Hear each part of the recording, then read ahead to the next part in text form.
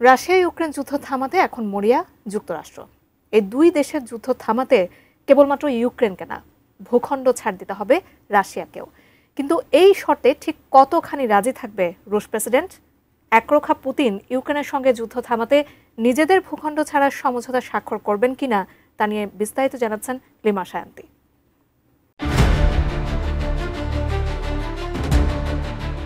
শান্তি প্রতিষ্ঠায় Russia Ukraine উভয়কে কিছু ভূখণ্ড ছাড় দিতে হবে, এমনটাই ইঙ্গিত দিয়েছেন মার্কিন প্রেসিডেন্ট ডোনাল্ড ট্রাম্প। একই ধরনের বক্তব্য এসেছে মার্কিন পররাষ্ট্রমন্ত্রী মার্কো রুবিও থেকেও। কিন্তু শক্তিধর রাশিয়া সেটি মেনে নেবে কিনা তা নিয়েও সংশয় দেখা দিয়েছে। বর্তমানে রাশিয়া ইউক্রেন যুদ্ধ থামাতে মরিয়া যুক্তরাষ্ট্র। এ প্রচেষ্টায় সরাসরি যুক্ত করা হয়েছে ইউরোপীয় নেতাদেরও। 18 আগস্ট তাদের সঙ্গে দিনভর বৈঠক করেছেন মার্কিন প্রেসিডেন্ট ডোনাল্ড ট্রাম্প ও ইউক্রেনের president Volodymyr Zelensky.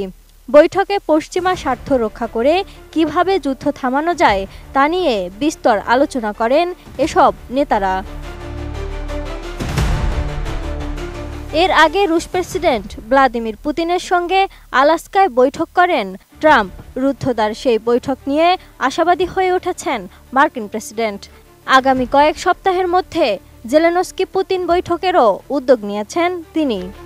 Design, elegance, beauty, সেরা পণ্য সবার জন্য জেভিকো। কিন্তু পর্দার আড়ালে ঠিক কী আলোচনা হচ্ছে তা কেউই খোলাসা করছেন না। সবাই ভাষা বক্তব্য দিয়ে যাচ্ছেন। তবে শান্তি আলোচনায় যে উভয় পক্ষকে কিছু ছাড় দিতে রাজি করানোর চেষ্টা করছে যুক্তরাষ্ট্র, তার ইঙ্গিত দিয়েছেন মার্কিন প্রেসিডেন্ট। ডোনাল্ড ট্রাম্প তার ট্রুথ সোশ্যাল প্ল্যাটফর্মে একটি পোস্ট করেছেন। 17 আগস্ট পোস্টটিতে বলা হয়েছে, ইউক্রেনকে অবশ্যই রাশিয়ার কাছে কিছু ভূখণ্ড হারাতে রাজি থাকতে হবে, অন্যথায় যুদ্ধ যত দীর্ঘ হবে তারা আরও বেশি ভূমি হারাবে।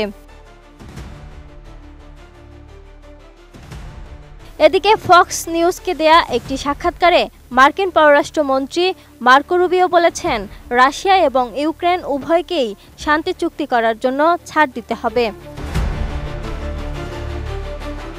দুটি যুদ্ধরত গোষ্ঠীর মধ্যে শান্তি চুক্তি করা সম্ভব নয় যদি না উভয় পক্ষ কিছু ছেড়ে দিতে সম্মত হয়। অন্যথায় যদি এক পক্ষ তাদের যা কিছু চায় তা পায়, তবে তা শান্তি চুক্তি নয়, একে আত্মসমর্পণ বলা হয়। রুবিও বলেন, এটা সহজ নয় এবং হয়তো এটা ন্যায্যও নয়, কিন্তু যুদ্ধের অবসান ঘটানোর জন্য এটাই প্রয়োজন। রুবিও গত সপ্তাহে ভ্লাদিমির পুতিনের সঙ্গে ট্রাম্পের বৈঠকের সময় উপস্থিত ছিলেন।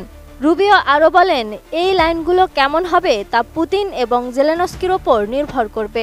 আমেরিকার ভূমিকা হলো দুপক্ষের মধ্যে যোগাযোগ নিশ্চিত করা।